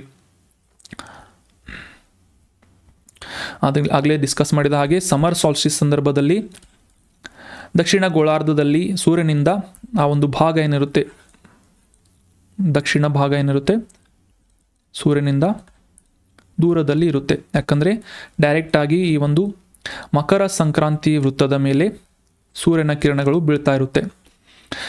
ಇನ್ನು ಈ ಸಂಕ್ರಾಂತಿಯ ಸಮಯದಲ್ಲಿ ಏನಾಗುತ್ತೆ ಅಂತಂದರೆ ಜೂನ್ 20, 21ನೇ ತಾರೀಕಿನಂದು ಉತ್ತರ ಗೋಳಾರ್ಧದಲ್ಲಿ ಬೇಸಿಗೆಯ ಅಯನ ಸಂಕ್ರಾಂತಿ ಇರುತ್ತೆ. ಅದೇ ರೀತಿಯಾಗಿ ದಕ್ಷಿಣ ಗೋಳಾರ್ಧದಲ್ಲಿ ಡಿಸೆಂಬರ್ 21, 22ನೇ ತಾರೀಕನ್ನು ಈ ವಿಂಟರ್ ಸಾಲ್ಸ್ಟಿಸ್ ಅಂತ ಗುರುತಿಸ್ತಾರೆ. ಸೊ ಇನ್ನೊಂದು ವಿಶೇಷವಾದಂತಹ ಮಾಹಿತಿ ಏನು ಅಂತಂದರೆ, ಈ ಮ್ಯಾಪ್ನಲ್ಲಿ ಕ್ಲಿಯರಾಗಿ ನಾವು ಅಂಡರ್ಸ್ಟ್ಯಾಂಡ್ ಮಾಡ್ಕೋಬೋದು. ಡಿಸೆಂಬರ್ ತಿಂಗಳಲ್ಲಿ ಸಾಮಾನ್ಯವಾಗಿ ಉತ್ತರ ಗೋಳಾರ್ಧದಲ್ಲಿ ಚಳಿಗಾಲ ಇರುತ್ತೆ, ವಿಂಟರ್ ಇರುತ್ತೆ. ಸೊ ಡಿಸೆಂಬರ್ ಇಲ್ಲಿ ಬರೋಣ, ಇದು ಉತ್ತರ ಗೋಳಾರ್ಧ 0 ಡಿಗ್ರಿ, ಇದು ವಿಂಟರನ್ನು ಅನುಭವಿಸುತ್ತದೆ, ಚಳಿಗಾಲವನ್ನು ಅನುಭವಿಸುತ್ತೆ. ಸೊ ಇದೇ ಒಂದು ಕಾರಣಕ್ಕಾಗಿ ಈ ನಾರ್ದರ್ನ್ ಪಾರ್ಟ್ಸ್ ಅಥವಾ ಈ ಅಮೇರಿಕಾ ಅಥವಾ ಇತರ ಯುರೋಪ್ ಖಂಡಗಳಲ್ಲಿ ನೀವು ಅಬ್ಸರ್ವ್ ಮಾಡ್ಬೋದು, ಚಳಿಗಾಲದಲ್ಲಿ ಅಥವಾ ಹಿಮಪಾತ ಅಥವಾ ಐಸ್ ಫಾಲ್ ಆಗ್ತಾ ಇರುವಂಥ ಸಂದರ್ಭದಲ್ಲಿ ಏನು ಆಚರಿಸ್ತಾರೆ, ಕ್ರಿಸ್ಮಸ್ಸನ್ನು ಆಚರಿಸ್ತಾರೆ ಡಿಸೆಂಬರ್ 25ನೇ ತಾರೀಕಿನಂದು. ಅದೇ ರೀತಿಯಾಗಿ ದಕ್ಷಿಣ ಗೋಳಾರ್ಧದಲ್ಲಿರುವಂತಹ ಪ್ರಮುಖ ರಾಷ್ಟ್ರಗಳಾದಂಥ ನ್ಯೂಜಿಲೆಂಡ್ ಆಗಿರ್ಬೋದು, ಆಸ್ಟ್ರೇಲಿಯಾ ಆಗಿರ್ಬೋದು, ಇವೆಲ್ಲ ಸಮರ್ನಲ್ಲಿ ಅಂದರೆ ಆ ಡಿಸೆಂಬರ್ 25ನೇ ತಾರೀಕಿನಂದು ಏನು ಕ್ರಿಸ್ಮಸ್ ಆಚರಿಸ್ತಾರೆ, ಆ ಒಂದು ದಿನದಂದು ಆ ಸಂದರ್ಭದಲ್ಲಿ ಸೀಸನ್ ಯಾವುದಿರುತ್ತೆ ಅಂತಂದರೆ ಸಮ್ಮರ್ ಆಗಿರುತ್ತೆ ಅಥವಾ ಬೇಸಿಗೆ ಕಾಲದಲ್ಲಿ. ಈ ಆಸ್ಟ್ರೇಲಿಯಾ ಮತ್ತು ನ್ಯೂಜಿಲೆಂಡ್ ರಾಷ್ಟ್ರಗಳಲ್ಲಿ ದಕ್ಷಿಣ ಗೋಳಾರ್ಧದಲ್ಲಿ ಏನು ಮಾಡ್ತಾರೆ ಅಂದರೆ ಕ್ರಿಸ್ಮಸ್ಸನ್ನು ಆಚರಣೆ ಮಾಡ್ತಾರೆ. ಇನ್ನು ನಾವು ರೆಗ್ಯುಲರ್ ಆಗಿ ಫಾಲೋ ಮಾಡ್ತಾ ಇರುವಂತಹ ಗ್ರೆಗೋರಿಯನ್ ಕ್ಯಾಲೆಂಡರ್ನಲ್ಲಿ ಅಥವಾ ಜಾರ್ಜಿಯನ್ ಕ್ಯಾಲೆಂಡರ್ನಲ್ಲಿ 365 ದಿನಗಳಿವೆ. ಫೆಬ್ರವರಿ ತಿಂಗಳಲ್ಲಿ ಅಧಿಕ ದಿನವನ್ನು ನಾವು ಪಡಿತೇವೆ, ಫೆಬ್ರವರಿ 29 ಪ್ರತಿ 4 ವರ್ಷಗಳಿಗೊಮ್ಮೆ ಅಂತ ಡಿಸ್ಕಸ್ ಮಾಡಿದ್ವಿ. ಸೊ ಈ ಸಮರ್ ಸಾಲ್ಸ್ಟಿಸ್ನಲ್ಲಿ ಆರ್ಕ್ಟಿಕ್ ವೃತ್ತದಲ್ಲಿ ಸೂರ್ಯನು ಮುಳುಗುವುದೇ ಇಲ್ಲ, ಅಂದರೆ ಸನ್ಸೆಟ್ ಆಗುವುದೇ ಇಲ್ಲ ಅಂತ ಕೂಡ ನಾವು ಇದನ್ನು ಅಬ್ಸರ್ವ್ ಮಾಡಿದ್ವಿ. ಸೊ ಇದೇ ಒಂದು ಕಾರಣಕ್ಕಾಗಿ ಈ ಆರ್ಕ್ಟಿಕ್ ವೃತ್ತದಲ್ಲಿ ಇರುವಂತಹ ರಾಷ್ಟ್ರಗಳನ್ನು ಕಂಟ್ರೀಸ್ ಆಫ್ ಮಿಡ್ ನೈಟ್ ಸನ್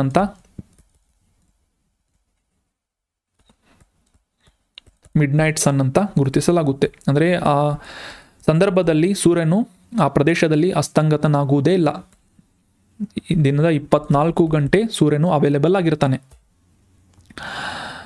ಅಂದರೆ ರಾತ್ರಿ ಯಾವುದು, ಬೆಳಕು, ಹಗಲು ಯಾವುದು ಅಂತ ಕೂಡ ಅದನ್ನು ಡಿಫ್ರೆನ್ಷಿಯೇಟ್ ಮಾಡೋಕ್ಕೆ ಅವ್ರಿಗೆ ಡಿಫಿಕಲ್ಟ್ ಆಗುತ್ತೆ. ಇನ್ನು ಮುಂದಿನ ಆರ್ಟಿಕಲ್ ನ್ಯೂಸ್ ಪೇಪರ್ನಲ್ಲಿ ಪಬ್ಲಿಷ್ ಆದಂತಹ ಒಂದು ಇಂಪಾರ್ಟೆಂಟ್ ಮಾಹಿತಿಯಾಗಿದೆ. ಕರ್ನಾಟಕದಲ್ಲಿರುವಂತಹ ಪ್ರಮುಖ ವನ್ಯಜೀವಿಗಳ ತಾಣಗಳನ್ನು ನ್ಯೂಸ್ನಲ್ಲಿ ಅಥವಾ ನ್ಯೂಸ್ ಪೇಪರ್ನಲ್ಲಿ ಪಬ್ಲಿಷ್ ಮಾಡಿದರು. ಸೊ ಇದನ್ನು ಒಮ್ಮೆ ಗೋ ಥ್ರೂ ಮಾಡೋದು ಇಂಪಾರ್ಟೆಂಟ್ ಆಗುತ್ತೆ. ಯಾಕಂದರೆ ಈ ಯಾವ ವನ್ಯಜೀವಿ ಅಭಯಾರಣ್ಯ ಯಾವ ರಾಜ್ಯದಲ್ಲಿದೆ ಅಂತ ನಾವು ಗುರುತಿಸ್ಬೋದು, ಆದರೆ ಯಾವ ಜಿಲ್ಲೆಯಲ್ಲಿದೆ ಅಂತ ಗುರುತಿಸೋದು ಸ್ವಲ್ಪ ಡಿಫಿಕಲ್ಟ್ ಆಗುತ್ತೆ. ಸೊ ನೋಟ್ ಮಾಡಿ ಇಟ್ಕೊಳ್ಳಿ ಇದನ್ನು. ರಂಗನತಿಟ್ಟು ವನ್ಯಜೀವಿ ಧಾಮ ಇದು ಮಂಡ್ಯ ಜಿಲ್ಲೆಯಲ್ಲಿದೆ. ಬ್ರಿಟಿಷ್ ಕಾಲದಲ್ಲಿ ಅಥವಾ ಸ್ವತಂತ್ರ ಪೂರ್ವದಲ್ಲಿ 1940ನೇ ಇಸವಿಯಲ್ಲಿ ಇದನ್ನು ವನ್ಯಜೀವಿ ಧಾಮ ಅಂತ ಸರ್ಕಾರದಿಂದ ಘೋಷಣೆ ಮಾಡಲಾಗಿತ್ತು. Ranganathittu is located in Mandya district. ನಂತರ ಅರಬ್ಬಿ-ತಿಟ್ಟು ಇದು ಮೈಸೂರಿನಲ್ಲಿದೆ. 1950ರಲ್ಲಿ ಇದನ್ನು ಘೋಷಣೆ ಮಾಡಲಾಗಿತ್ತು. ಬ್ರಹ್ಮಗಿರಿ ಇದು ಕೊಡಗು ಜಿಲ್ಲೆಯಲ್ಲಿದೆ, 1974ನೇ ಇಸವಿ. ಮೂಕಾಂಬಿಕಾ ಇದು ಉಡುಪಿ ಜಿಲ್ಲೆಯಲ್ಲಿದ್ದು 1974ರಲ್ಲಿ ಇದನ್ನು ವನ್ಯಜೀವಿ ಧಾಮ ಅಂತ ಘೋಷಣೆ ಮಾಡಲಾಗಿತ್ತು. ಮೈಸೂರಿನಲ್ಲಿ ನುಗು ಅನ್ನುವ ವನ್ಯಜೀವಿ ಧಾಮ ಇದೆ, 1974. ಶರಾವತಿ ಘಾಟ್ ಅಂತ ಇದು ಶಿವಮೊಗ್ಗದಲ್ಲಿದೆ, 1974. ಸೋಮೇಶ್ವರ ಇದು ದಕ್ಷಿಣ ಕನ್ನಡ ಜಿಲ್ಲೆ, 1974. ಶೆಟ್ಟಹಳ್ಳಿ ಶಿವಮೊಗ್ಗ, 1974. Ranebennur Haveri, same date. ಪುಷ್ಪಗಿರಿ ಕೊಡಗು ಜಿಲ್ಲೆಯಲ್ಲಿದೆ, ಸೇಮ್ ಡೇಟ್. ಮೇಲುಕೋಟೆ ಮಂಡ್ಯ ಜಿಲ್ಲೆಯಲ್ಲಿದೆ, 1974. ನಂತರ ಬೆಳಗಾವಿಯಲ್ಲಿ ಈ ಘಟಪ್ರಭಾ ವನ್ಯಜೀವಿ ಧಾಮ 1974ರಲ್ಲಿ ಇದನ್ನು ಘೋಷಣೆ ಮಾಡಲಾಗಿತ್ತು. ಚಾಮರಾಜನಗರದಲ್ಲಿ ಕಾವೇರಿ ವನ್ಯಜೀವಿಧಾಮ 1987ನೇ ಇಸ್ವಿಯಲ್ಲಿ ಅದನ್ನು ಘೋಷಣೆ ಮಾಡಲಾಗಿತ್ತು. ಸೊ ಇಲ್ಲಿ ಕನ್ಫ್ಯೂಸ್ ಮಾಡ್ಕೋಬೇಡಿ, ಕಾವೇರಿ ವನ್ಯಜೀವಿಧಾಮ ಇದು ಕೊಡಗಿನಲ್ಲಿಲ್ಲ, ಚಾಮರಾಜನಗರದಲ್ಲಿದೆ. ಮತ್ತು ತಲಕಾವೇರಿ ಇದು ಕೊಡಗಿನಲ್ಲಿದೆ, 1987. ಆದಿಚುಂಚನಗಿರಿ ನವಿಲುಧಾಮ ಇದು ಮಂಡ್ಯ ಜಿಲ್ಲೆಯಲ್ಲಿದೆ, 1981. ಭದ್ರಾ ಇದು ಚಿಕ್ಕಮಗಳೂರು ಮತ್ತು ಶಿವಮೊಗ್ಗ ಜಿಲ್ಲೆಯ ನಡುವೆ ವ್ಯಾಪಿಸಿದೆ, 1974ನೇ ಇಸ್ವಿಯಲ್ಲಿ ಇದನ್ನು ಘೋಷಣೆ ಮಾಡಲಾಗಿತ್ತು. ಬಿಳಿಗಿರಿ ರಂಗನ ಬೆಟ್ಟ ಇದು ಚಾಮರಾಜನಗರದಲ್ಲಿದ್ದು 1987ನೇ ಇಸ್ವಿಯಲ್ಲಿ ಇದನ್ನು ಘೋಷಣೆ ಮಾಡಲಾಗಿತ್ತು. ನಂತರ ದಾಂಡೇಲಿ ವನ್ಯಜೀವಿಧಾಮ ಇದು ಉತ್ತರ ಕನ್ನಡ ಜಿಲ್ಲೆಯಲ್ಲಿದೆ, 1987. ಗುಡುವಿ ಪಕ್ಷಿಧಾಮ ಶಿವಮೊಗ್ಗ ಜಿಲ್ಲೆ, 1989. ದರೋಜಿ ಕರಡಿಧಾಮ ನೆನ್ಪಿಟ್ಕೊಳ್ಳಿ, ದರೋಜಿ ಇದು ಕರಡಿ ಧಾಮ ಬಳ್ಳಾರಿಯಲ್ಲಿದೆ, 1989 is the year in which it has been declared wild life sanctuary. ನಂತರ ಅತ್ತಿವೇರಿ ಪಕ್ಷಿಧಾಮ ಇದು ದಕ್ಷಿಣ ಕನ್ನಡ ಜಿಲ್ಲೆಯಲ್ಲಿ 2009ನೇ ಇಸ್ವಿಯಲ್ಲಿ ಇದನ್ನು ವೈಲ್ಡ್ ಲೈಫ್ ಸ್ಯಾಂಕ್ಚುರಿ ಅಂತ ಘೋಷಣೆ ಮಾಡಲಾಗಿತ್ತು. ಇವು ಕರ್ನಾಟಕದಲ್ಲಿರುವಂತಹ ಕೇವಲ ಪ್ರಮುಖವಾದಂತಹ ವನ್ಯಜೀವಿ ಧಾಮಗಳಿವೆ. ಇದನ್ನು ಹೊರತುಪಡಿಸಿ ಸಾಕಷ್ಟು ವೈಲ್ಡ್ ಲೈಫ್ ಸ್ಯಾಂಕ್ಚುರಿಗಳನ್ನು ಕೂಡ ನಾವು ಕರ್ನಾಟಕದಲ್ಲಿ ಕಾಣಬಹುದಾಗಿದೆ. ಸೊ ಈಗ ಜಸ್ಟ್ ನಾವು 21 ಪ್ರಮುಖ ವೈಲ್ಡ್ ಲೈಫ್ ಸ್ಯಾಂಕ್ಚುರೀಸ್ಗಳನ್ನು ಅಥವಾ ವನ್ಯಜೀವಿ ಧಾಮಗಳನ್ನು ಗುರುತಿಸಿದ್ವಿ. So that was all about today's articles friends. ಈಗ ಡಿಸ್ಕಸ್ ಮಾಡಲಾದಂತಹ ಆರ್ಟಿಕಲ್ಸ್ಗಳ ಮೇಲಿನ ರೆಲೆವೆಂಟ್ ಪ್ರಶ್ನೆಗಳು ಏನು ಅಂತ ರಿವಿಷನನ್ನು ಮಾಡೋಣ ರ್ಯಾಪಿಡ್ ರಿವಿಷನ್ ಸೆಷನ್ನಲ್ಲಿ. ಮೊದಲನೇ ರಿವಿಷನ್ ಪ್ರಶ್ನೆ ಏನು ಅಂತಂದರೆ, ಇತ್ತೀಚೆಗೆ ಸುದ್ದಿಯಲ್ಲಿದ್ದಂತಹ ಈ ಡಿಜಿಟಲ್ ಅರೆಸ್ಟ್ ಅಂದರೆ ಏನು ಅಂತ ಒನ್ ಲೈನ್ನಲ್ಲಿ ಸ್ಟೇಟ್ಮೆಂಟ್ಗಳನ್ನು ನೀಡಲಾಗಿದೆ. ಸರಿಯಾದ ಉತ್ತರ ಏನು ಅಂತ ಗುರುತಿಸಬೇಕಾಗಿದ್ದು, ಡಿಜಿಟಲ್ ಅರೆಸ್ಟ್ ಅಂತಂದರೆ ಈ ಡಿಜಿಟಲ್ ಪ್ಲ್ಯಾಟ್ಫಾರ್ಮ್ಸ್ಗಳ ಮೂಲಕ ಅಪರಾಧಿಯನ್ನು ಬಂಧಿಸುವಂತಹ ಒಂದು ಹೊಸ ವಿಧಾನವಾಗಿದೆ ಅಂತ ಇದೆ. ಎರಡನೇ ಸ್ಟೇಟ್ಮೆಂಟ್ ಏನು ಅಂತಂದರೆ, ಡಿಜಿಟಲ್ ಅರೆಸ್ಟ್ ಅಂದರೆ ಈ ಡಿಜಿಟಲ್ ಪ್ಲ್ಯಾಟ್ಫಾರ್ಮ್ಸ್ಗಳ ಮೂಲಕ ವ್ಯಕ್ತಿಯ ವೈಯಕ್ತಿಕ ಡೇಟಾವನ್ನು ಕದಿಯುವಂತಹ ಒಂದು ಹೊಸ ವಿಧಾನವಾಗಿದೆ ಅಂತ ಇದೆ. ಆಪ್ಷನ್ 3, ಡಿಜಿಟಲ್ ಅರೆಸ್ಟ್ ಅಂತಂದರೆ ಇದು ಡಿಜಿಟಲ್ ಪ್ಲ್ಯಾಟ್ಫಾರ್ಮ್ಗಳಲ್ಲಿ ಸುಲಿಗೆಗಾಗಿ ಮುಗ್ಧರನ್ನು ಬಂಧಿಸುವಂತಹ ವಿಧಾನವಾಗಿದೆ ಅಂತ ಇದೆ. ಆಪ್ಷನ್ 4, ಮೇಲಿನ ಎಲ್ಲವೂ ಸರಿಯಾಗಿದೆ ಅಂತ ಇದೆ. ಸರಿಯಾದ ಉತ್ತರ ಏನು ಅಂತಂದರೆ, ಡಿಜಿಟಲ್ ಅರೆಸ್ಟ್ ಅಂದರೆ ನಿಮಗೆಲ್ಲ ಕರೆಕ್ಟಾಗಿ ಸ್ಟೇಟ್ಮೆಂಟನ್ನು ಅಬ್ಸರ್ವ್ ಮಾಡಿ. ಮೊದಲನೇ ಸ್ಟೇಟ್ಮೆಂಟ್ ಮತ್ತು ಮೂರನೇ ಸ್ಟೇಟ್ಮೆಂಟ್ಗಳಲ್ಲಿ ಸ್ವಲ್ಪ ಸಿಮಿಲಾರಿಟಿಗಳು ಇದ್ದರೂ ಕೂಡ ಇದನ್ನು ಡಿಫ್ರೆನ್ಷಿಯೇಟ್ ಯಾವ ರೀತಿಯಾಗಿ ಮಾಡಬೇಕು ಅಂತ ಕರೆಕ್ಟಾಗಿ ಅಬ್ಸರ್ವ್ ಮಾಡಿ. ಡಿಜಿಟಲ್ ಪ್ಲ್ಯಾಟ್ಫಾರ್ಮ್ಗಳ ಮೂಲಕ ಅಪರಾಧಿಯನ್ನು ಬಂಧಿಸುವಂತಹ ಒಂದು ಹೊಸ ಟೆಕ್ನಿಕ್ ಅಂತ ಇದೆ. ಇದರಲ್ಲಿ ಡಿಜಿಟಲ್ ಪ್ಲ್ಯಾಟ್ಫಾರ್ಮ್ಗಳಲ್ಲಿ ಸುಲಿಗೆ ಮಾಡುವುದಕ್ಕಾಗಿ ಮುಗ್ಧರನ್ನು ಬಂಧಿಸುವಂಥ ಇದು ಡಿಫ್ರೆನ್ಸ್ ಆಗುತ್ತೆ. ಇಲ್ಲಿ ಅಪರಾಧಿಗಳನ್ನು, ಇಲ್ಲಿ ಮುಗ್ಧರನ್ನು ಬಂಧಿಸುವಂತಹ ವಿಧಾನವಾಗಿದೆ. ಸೊ ಈ ಡಿಜಿಟಲ್ ಅರೆಸ್ಟ್ ಅಂತಂದರೆ ನೀವು ಕರೆಕ್ಟಾಗಿ ಅಬ್ಸರ್ವ್ ಮಾಡಿ, ಇದು ಒಂದು ಸೈಬರ್ ಅಟ್ಯಾಕ್ ಅಥವಾ ಸೈಬರ್ ಕ್ರೈಮ್ ಅಂತ ನಾವು ಇದನ್ನು ಕ್ಯಾಟಗರೈಸ್ ಮಾಡಬೇಕಾಗುತ್ತೆ. ಸೈಬರ್ ಕ್ರೈಮ್ ಅಂತಂತಂದರೆ ಅಪರಾಧಿಗಳನ್ನು ಬಂಧಿಸೋದಿಲ್ಲ. ಸೊ ಹೀಗಾಗಿ ಮುಗ್ಧರನ್ನು ವಂಚನೆ ಮಾಡುವಂತಹ, ಸುಲಿಗೆ ಮಾಡುವಂತಹ ಒಂದು ವಿಧಾನ ಅಂತ ಅನ್ನೋದು ಕರೆಕ್ಟ್ ಆದಂಥ ಆನ್ಸರ್ ಆಗುತ್ತೆ. So option 3 is right answer. So ಈ ರೀತಿಯಾಗಿ ನೀವು ಆಪ್ಷನ್ಸ್ಗಳಲ್ಲಿ ಕನ್ಫ್ಯೂಸ್ ಆದರೂ ಕೂಡ ಕರೆಕ್ಟಾಗಿ ಅಬ್ಸರ್ವ್ ಮಾಡಿ ಅದನ್ನು ಎಲಿಮಿನೇಟ್ ಮಾಡುವುದರ ಮೂಲಕ ಕರೆಕ್ಟ್ ಆನ್ಸರನ್ನು ಫೈಂಡ್ ಔಟ್ ಮಾಡ್ಬೋದು. So option 3 is right answer. ಈ ಡಿಜಿಟಲ್ ಪ್ಲ್ಯಾಟ್ಫಾರ್ಮ್ಸ್ಗಳಾದಂತಹ ಸ್ಕೈಪಿ ಆಗಿರ್ಬೋದು, ಗೂಗಲ್ ಮೀಟ್ ಆಗಿರ್ಬೋದು, ಅಥವಾ ಮೈಕ್ರೋಸಾಫ್ಟ್ ಟೀಮ್ಸ್ ಆಗಿರ್ಬೋದು, ಈ ರೀತಿಯಾದಂತಹ ವಿಡಿಯೋ ಕಾನ್ಫರೆನ್ಸಿಂಗ್ ಮಾಡುವಂತಹ ಈ ವೇದಿಕೆಗಳ ಮೂಲಕ ಸೈಬರ್ ಕ್ರೈಮ್ ಮಾಡುವಂತಹ ಸೈಬರ್ ಅಪರಾಧಿಗಳೇನು ಮಾಡ್ತಾರೆ ಅಂತಂದರೆ, ಮುಗ್ಧ ವ್ಯಕ್ತಿಗಳನ್ನು ಟಾರ್ಗೆಟ್ ಮಾಡಿ ಈ ರೀತಿಯಾಗಿ ವಿಡಿಯೋ ಕಾನ್ಫರೆನ್ಸ್ಗಳ ಮೂಲಕ ಇಷ್ಟು ಹಣವನ್ನು, ನೀವು ಒಂದು ಆನ್ಲೈನ್ ಕ್ರೈಮನ್ನು ಮಾಡಿದ್ದೀರಿ, ಇಷ್ಟು ಹಣವನ್ನು ನೀಡುವುದರವರೆಗೂ ಕೂಡ ನಿಮ್ಮನ್ನು ರಿಲೀಸ್ ಮಾಡಲು ಆಗೋದಿಲ್ಲ, ನಿಮ್ಮನ್ನು ಡಿಜಿಟಲ್ ಅರೆಸ್ಟ್ ಮಾಡಲಾಗಿದೆ ಅಂತ ಹೆದರಿಸ್ತಾರೆ. ಸೊ ಈ ಒಂದು ಪ್ರಕ್ರಿಯೆಯನ್ನು ಅಥವಾ ಈ ಒಂದು ಅಪರಾಧವನ್ನು ಡಿಜಿಟಲ್ ಅರೆಸ್ಟ್ ಅಂತ ಗುರುತಿಸಲಾಗುತ್ತೆ. ಆ ರ್ಯಾನ್ಸಮನ್ನು ಅಥವಾ ಒಂದು ಹಣವನ್ನು ನೀಡೋವರೆಗೂ, ಆನ್ಲೈನ್ ಮೂಲಕ ಟ್ರಾನ್ಸ್ಫರ್ ಮಾಡುವವರೆಗೂ ಇವರನ್ನು ಈ ಒಂದು ಕೂತಂಥ ಸ್ಥಳದಿಂದ ವಿಡಿಯೋ ಕಾನ್ಫರೆನ್ಸ್ನಿಂದ ಮೇಲೆ ಅಲಗಾಡೋಕ್ಕೆ ಬಿಡೋದಿಲ್ಲ. ಸೊ ಈ ಒಂದು ಪ್ರಕ್ರಿಯೆಯನ್ನು ಡಿಜಿಟಲ್ ಅರೆಸ್ಟ್ ಅಂತ ನಾವು ಅಂಡರ್ಸ್ಟ್ಯಾಂಡ್ ಮಾಡ್ಕೋಬೇಕು. ಸೊ ಇವರು ಪೊಲೀಸರು ಅಥವಾ ಎನ್ಫೋರ್ಸ್ಮೆಂಟ್ ಡೈರೆಕ್ಟರಿ CBI ಅಂತ ವಿಡಿಯೋದಲ್ಲಿ ಬಂದುಬಿಟ್ಟು ಈ ರೀತಿಯಾಗಿ ವ್ಯಕ್ತಿಗಳನ್ನು ಅಥವಾ ಮುಗ್ಧ ಜನರನ್ನು ಹೆದರಿಸಿ ವಂಚನೆ ಮಾಡ್ತಾ ಇದ್ದಾರೆ. ಸೊ ಇತ್ತೀಚಿನ ದಿನಗಳಲ್ಲಿ ಇದು ಜಾಸ್ತಿ ಆಗ್ತಾ ಇದೆ ಅಂತ ನ್ಯೂಸ್ನಲ್ಲಿ ನಾವು ಅಂಡರ್ಸ್ಟ್ಯಾಂಡ್ ಮಾಡ್ಕೊಂಡ್ವಿ. ಮುಂದಿನ ರಿವಿಷನ್ ಪ್ರಶ್ನೆ, ಸರಿಸ್ಕಾ ಹುಲಿ ಮೀಸಲು ಪ್ರದೇಶ ಭಾರತದ ಯಾವ ರಾಜ್ಯದಲ್ಲಿದೆ ಅಂತ ಪ್ರಶ್ನೆ ಇದೆ. Option 1 Gujarat, option 2 Maharashtra, option 3 Rajasthan ಅಥವಾ ಆಪ್ಷನ್ 4 ಮಧ್ಯಪ್ರದೇಶ್ ಅಂತ ನೀಡಲಾಗಿದ್ದು ಸರಿಯಾದ ಉತ್ತರ ಏನು ಅಂತಂದರೆ ಆಪ್ಷನ್ 3 ರಾಜಸ್ಥಾನದಲ್ಲಿ ಸರಿಸ್ಕಾ ಟೈಗರ್ ರಿಸರ್ವ್ ಲೊಕೇಟ್ ಆಗಿದೆ. So option 3 is right answer.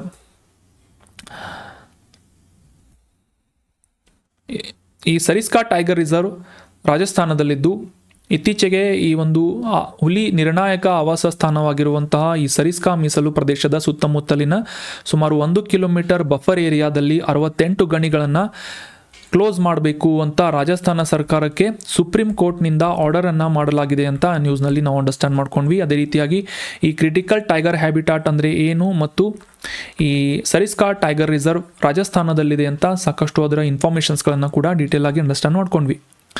So Rajasthan is right answer. ಮುಂದಿನ ರಿವಿಷನ್ ಪ್ರಶ್ನೆ, ಆರ್ಕ್ಟಿಕ್ ವೃತ್ತದಲ್ಲಿ ಈ ಕೆಳಗಿನ ಯಾವ ದಿನದಲ್ಲಿ ಸೂರ್ಯನನ್ನು ಇಡೀ ದಿನ ಸೂರ್ಯನು ಇಡೀ ದಿನ ಅಸ್ತಮಿಸುವುದಿಲ್ಲ ಅಂತ ಪ್ರಶ್ನೆ ಇದೆ. ಆಪ್ಷನ್ 1 ಚಳಿಗಾಲದ ಅಯನ ಸಂಕ್ರಾಂತಿ ವಿಂಟರ್ ಸಾಲ್ಸ್ಟಿಸ್, ಆಪ್ಷನ್ 2 ಬೇಸಿಗೆಯ ಅಯನ ಸಂಕ್ರಾಂತಿ ಅಥವಾ ಸಮರ್ ಸಾಲ್ಸ್ಟಿಸ್, ಆಪ್ಷನ್ 3 ವಸಂತ ವಿಷುವತ್ ಸಂಕ್ರಾಂತಿ ಅಥವಾ ಇಕ್ವಿನಾಕ್ಸ್ ಅಂತ ಗುರುತಿಸಿದ್ವಿ, ಸ್ಪ್ರಿಂಗ್ ಇಕ್ವಿನಾಕ್ಸ್ ಅಂತ. ಶರತ್ಕಾಲದ ಆಪ್ಷನ್ 4 ಶರತ್ಕಾಲದ ವಿಷುವತ್ ಸಂಕ್ರಾಂತಿ ಅಥವಾ ಆಟಮ್ ಇಕ್ವಿನಾಕ್ಸ್ ಅಂತ ಗುರುತಿಸಿದ್ವಿ. ಸೊ ಈ 4ರಲ್ಲೂ ಕೂಡ ಸರಿಯಾದ ಆನ್ಸರ್ ಏನು ಅಂತ ನೋಡೋದಾದರೆ ಆರ್ಕ್ಟಿಕ್ ವೃತ್ತದಲ್ಲಿ ಭೂಮಿಯ ಉತ್ತರ ಭಾಗದಲ್ಲಿರುವಂತಹ 66.5 ಡಿಗ್ರಿ ಅಕ್ಷಾಂಶ ಅಥವಾ ನಾರ್ತನ್ನು ಏನಂತಾರೆ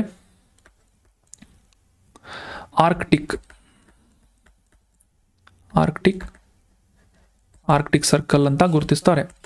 ಸೊ ಈ ಆರ್ಕ್ಟಿಕ್ ವೃತ್ತದಲ್ಲಿ ಯಾವ ಒಂದು ದಿನದಂದು ಸೂರ್ಯನು ಅಸ್ತಮಿಸುವುದಿಲ್ಲ ಅಂತ ಗುರುತಿಸಬೇಕಾಗಿದೆ. ಸೊ ಇಲ್ಲಿ ನಾವು ಗಮನಿಸಬೇಕಾದಂಥ ಅಂಶ ಏನು ಅಂತಂದರೆ ಬೇಸಿಗೆ ಅಥವಾ ಚಳಿಗಾಲ ಅಂತ ಕಾನ್ಸಂಟ್ರೇಟ್ ಮಾಡಬೇಕು. ಚಳಿಗಾಲದಲ್ಲಿ ಸೂರ್ಯನ ಬೆಳಕು ಉತ್ತರ ಭಾಗದಲ್ಲಿ ಡೈರೆಕ್ಟಾಗಿ ಬೀಳೋದಿಲ್ಲ. ಸೊ ಹೀಗಾಗಿ ಬೇಸಿಗೆಯಲ್ಲಿ ಡೈರೆಕ್ಟಾಗಿ ಸೂರ್ಯನ ಕಿರಣಗಳು ಉತ್ತರ ಗೋಳಾರ್ಧದಲ್ಲಿ ಬೀಳುವುದರಿಂದ ಈ 66.5 ಡಿಗ್ರಿ ಆರ್ಕ್ಟಿಕ್ ಸರ್ಕಲ್ನಲ್ಲಿ ಏನು ಮಾಡುತ್ತೆ ಅಂತಂದರೆ 24 ಗಂಟೆಗಳ ಕಾಲ ಕೂಡ ಜೂನ್ 21, 20 ಅಥವಾ 21ನೇ ತಾರೀಕಿನಂದು ಈ ಸಮರ್ ಸಾಲ್ಸ್ಟಿಸ್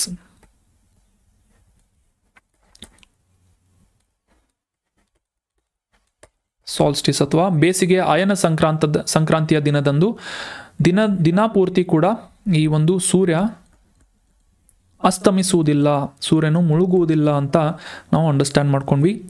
ಈ ಸಮರ್ ಸಾಲ್ಸ್ಟಿಸ್ ಬಗ್ಗೆ ಸಾಕಷ್ಟು ಡೀಟೇಲ್ ಆಗಿ ಅಂಡರ್ಸ್ಟ್ಯಾಂಡ್ ಮಾಡ್ಕೊಂಡ್ವಿ. So option 2 is right answer. ಬೇಸಿಗೆ ಅಯನ ಸಂಕ್ರಾಂತಿ ಈ ಮ್ಯಾಪ್ನಲ್ಲಿ ಕೂಡ ನಾವು ಅಂಡರ್ಸ್ಟ್ಯಾಂಡ್ ಮಾಡ್ಕೊಂಡ್ವಿ. ಇಕ್ವಿನಾಕ್ಸ್ 23 ಡಿಗ್ರಿ ಅಂದರೆ ಇದು 66.5 ಡಿಗ್ರಿ ನಾರ್ತ್, ಇದನ್ನು ಆರ್ಕ್ಟಿಕ್ ಸರ್ಕಲ್ ಅಂತ ಗುರುತಿಸ್ತಾರೆ.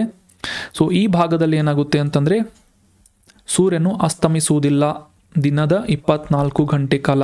ಸೊ ಇದೇ ಒಂದು ಕಾರಣಕ್ಕಾಗಿ ಈ ಅಕ್ಷಾಂಶದಲ್ಲಿ ಕಂಡುಬರುವಂತಹ ರಾಷ್ಟ್ರಗಳನ್ನು ಕಂಟ್ರೀಸ್ ಆಫ್ ಮಿಡ್ ನೈಟ್ ಸನ್ ಅಂತ ಗುರುತಿಸಲಾಗುತ್ತೆ. ಸೊ ಇದನ್ನು ಬೇಸಿಗೆ ಅಯನ ಸಂಕ್ರಾಂತಿ, ಸಾಮಾನ್ಯವಾಗಿ ಇದು ಜೂನ್ ತಿಂಗಳ 20-21ನೇ ತಾರೀಕಿನಂದು ಬರುತ್ತದೆ. ಮುಂದಿನ ರಿವಿಷನ್ ಪ್ರಶ್ನೆ, ಕಾವೇರಿ ವನ್ಯಜೀವಿ ಅಭಯಾರಣ್ಯ ಕರ್ನಾಟಕದ ಯಾವ ಜಿಲ್ಲೆಯಲ್ಲಿ ಲೊಕೇಟ್ ಆಗಿದೆ ಅಂತ ಪ್ರಶ್ನೆ ಇದ್ದು ಆಪ್ಷನ್ಗಳಲ್ಲಿ ಕೊಡಗು ಜಿಲ್ಲೆ, ಆಪ್ಷನ್ 2 ಮೈಸೂರು, ಆಪ್ಷನ್ 3 ಮಂಡ್ಯ ಅಥವಾ ಆಪ್ಷನ್ 4 ಚಾಮರಾಜನಗರ ಅಂತ ನೀಡಲಾಗಿದೆ. ಸೊ ನೀವು ಡೈರೆಕ್ಟಾಗಿ ಕೊಡಗು ಅಂತ ಏನಾದರೂ ಟಿಕ್ ಮಾಡಿದರೆ ಇದು ತಪ್ಪಾದಂಥ ಆನ್ಸರ್ ಆಗುತ್ತೆ. ಕಾವೇರಿ ವನ್ಯಜೀವಿ ಅಭಯಾರಣ್ಯ ಇರೋದು ಆಪ್ಷನ್ 4 ಚಾಮರಾಜನಗರದಲ್ಲಿ. Option 4 is right answer. So news ಪೇಪರ್ನಲ್ಲಿ ಪಬ್ಲಿಷ್ ಆದಂತಹ ಕರ್ನಾಟಕದ ಪ್ರಮುಖ ವನ್ಯಜೀವಿ ಧಾಮಗಳ ಬಗ್ಗೆ ನಾವು ಅಂಡರ್ಸ್ಟ್ಯಾಂಡ್ ಮಾಡ್ಕೊಂಡ್ವಿ. ಇದೇ ಒಂದು ಸಂದರ್ಭದಲ್ಲಿ ಈ ತಲಕಾವೇರಿ ಕೊಡಗಿನಲ್ಲಿದೆ, ಆದರೆ ಕಾವೇರಿ ವನ್ಯಜೀವಿ ಧಾಮ ಏನಿದೆ ಇದು ಚಾಮರಾಜನಗರದಲ್ಲಿದೆ. 1987ನೇ ಇಸವಿಯಲ್ಲಿ ಇದನ್ನು ವನ್ಯಜೀವಿ ಧಾಮ ಸಂರಕ್ಷಿತ ಪ್ರದೇಶ ಅಂತ ಘೋಷಣೆ ಮಾಡಲಾಗುತ್ತೆ. ಇದು ಚಾಮರಾಜನಗರದಲ್ಲಿದೆ. ಸರಿಯಾದ ಆನ್ಸರ್ ಆಗುತ್ತೆ. So that was all about today's discussion friends. ಈ ಕಾಂಟೆಂಟನ್ನು ನಿಮ್ಮ ಎಲ್ಲ ಫ್ರೆಂಡ್ಸ್ಗಳ ಜೊತೆ ಶೇರ್ ಮಾಡಿ, ಎಲ್ಲ ಅಸ್ಪಿರೆಂಟ್ಸ್ಗಳ ಜೊತೆ ಶೇರ್ ಮಾಡಿ. ಡಿಸ್ಕಷನ್ನಲ್ಲಿ ಯಾವುದಾದ್ರೂ ಡೌಟ್ಸ್ ಇದ್ದರೆ ಕಮೆಂಟ್ ಬಾಕ್ಸ್ನಲ್ಲಿ ಕಮೆಂಟ್ ಮಾಡಿ. Thank you so much for joining the discussion. Have a nice day.